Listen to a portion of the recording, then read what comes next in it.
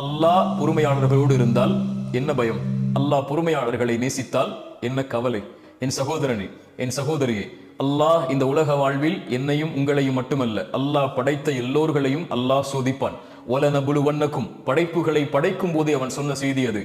நிச்சயமாக நான் சோதிப்பேன்.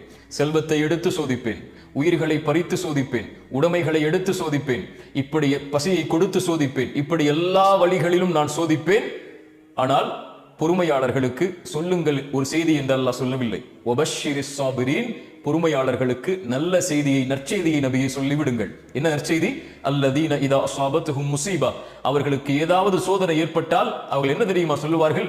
இன்னா லில்லாஹ், நாங்கள் அல்லாஹ்வை சார்ந்தவர்கள், வ இன்னா இலைஹி ராஜிஊன், அவனிடத்தில் தான் நாங்கள் செல்ல இருக்கிறோம்.